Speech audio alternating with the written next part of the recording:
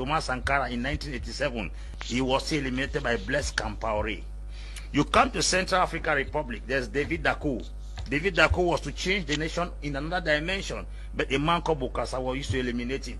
You go down to Congo Brazzaville, there's this guy called Maro Ngouabi. Ngouabi also was eliminated through a coup d'etat. Now, if you go down to Guinea Equatorial here, there was this guy called Masias Ngema. It was his own cousin, Obiangema Basoko, that was used to eliminate him. You go down to Ghana, Osagie from Kwame Nkrumah had a good intention for the nation. It was Kotoko, his own clear neighbor, that eliminated him. You go to Nigeria, the guys of Nnamdi Azikiwe, they were eliminated by people close to them. Now, if you put it in a nutshell, you go to Mozambique, Samora Moise Machel, it was his close partner that eliminated him.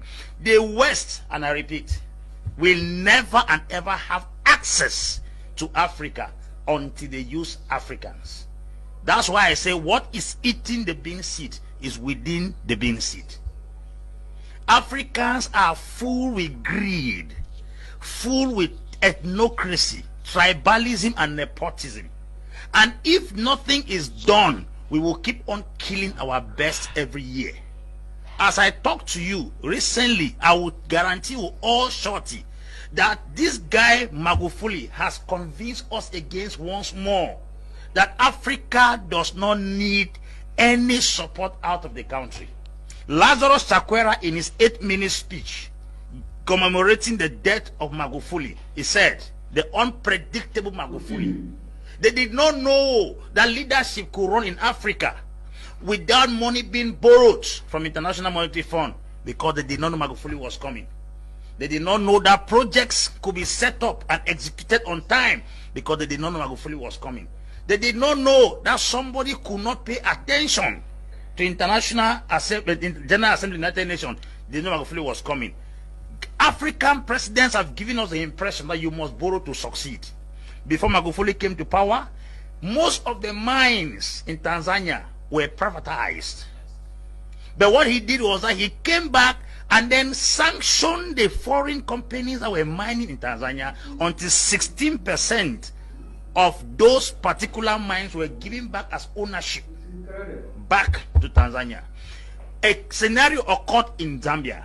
Zambia is the best producer of copper. You have the copper belt in Zambia.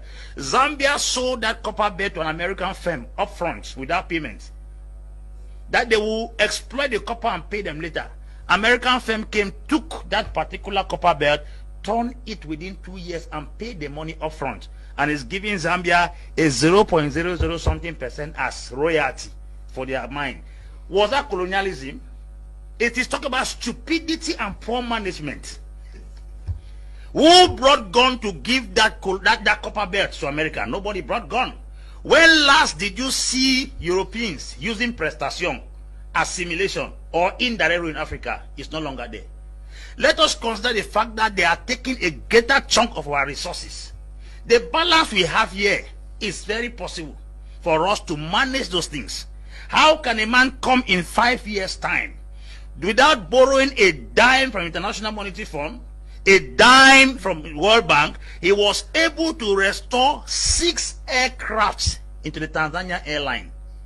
He was able to build bridges, build railway, restore back the Julius Nyerere hydroelectricity project that could give Tanzania 99% guarantee of electricity throughout the year without borrowing a dime. China proposed to borrow him 10 billion to reconstruct and expand the port in Dar es Salaam. He refused, yet the port was under extension. Where did he get the money? That's what we are talking about. A man that came and gave free education to all government schools in Tanzania. Mr. Leo, 20,000 ghost workers were discovered. That's where our money is going through. That's not